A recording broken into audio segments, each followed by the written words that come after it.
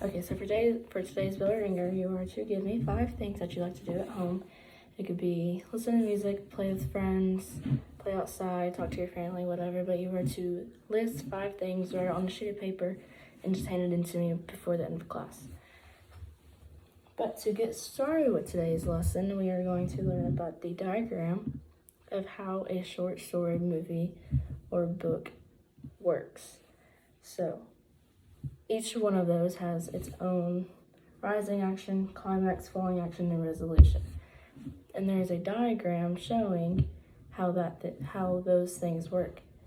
And this is what the diagram looks like. Like, it starts off with the rising action, goes to the climax, falling action, and resolution. Rising action is just the thing that, like, it's kind of like the base of the cake. So it's just like getting like the background information of how the story begins. And then the climax is like what makes the movie or book interesting. And then the falling action is getting to like the end, like either the character gets sick or something bad happens. And then the resolution is either like a happy ever after or a sad ending, like the dog dies or something, you know? And so y'all are to get in groups of 2 to 3. And while y'all are getting into those groups, pull out a sheet of paper and a pencil and draw this exact diagram on y'all's paper. Okay, and then we're gonna go over the rising action for my example of a rising action. And then y'all are gonna come up with y'all's own story that y'all like as a group. Y'all are gonna discuss what y'all like, and then y'all are gonna do y'all's own. Okay, so starting off with the rising action. So one of my favorite action movies is Spider-Man.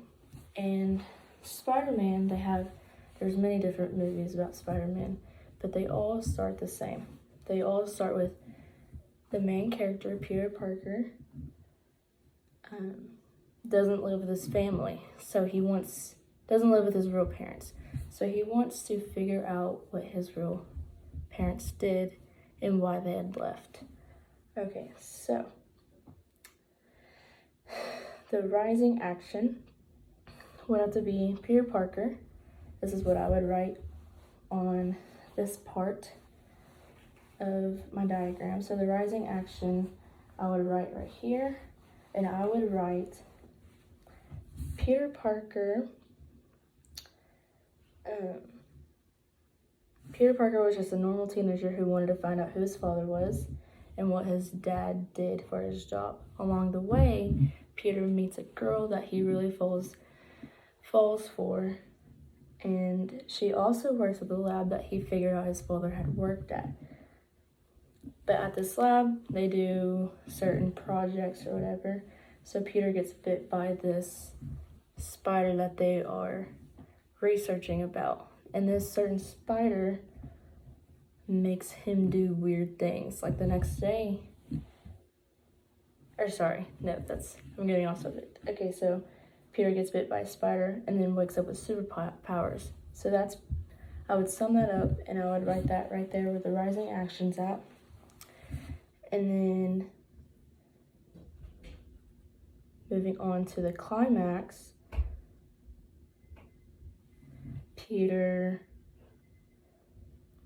starts dating the crush that he falls for at the rising action. So at the climax, I would write Peter starts dating his crush. He thinks life's great because he has superpowers because the spider that bit him gave him superpowers, and now he is a superhero that lives in New York City. But at every climax, there's always a falling action. So then for the falling action, I would write Peter Parker realizes that he's the only guy trying to fight off multiple bad guys in New York City. He slowly wishes that he never got bit by the spider so that he could live so he can get his normal teenage years back, so he could fall, like, so he could tell everybody that what he was, like, was just a dream, and, like, that it never happened, but he doesn't want anybody to know that he has superpowers or whatever. So that's what I would write for the falling action right here. I would sum that up and put it right there. And then for the resolution, I would write, he realizes that being the town's hero is who he wants to be.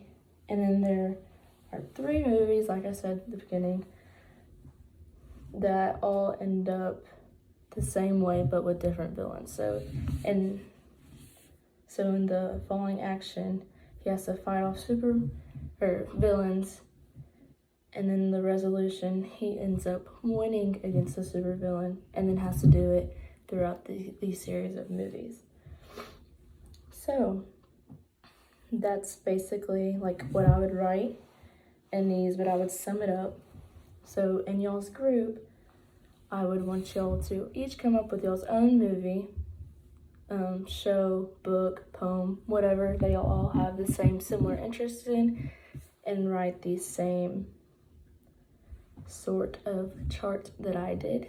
But if you have any questions, just ask me.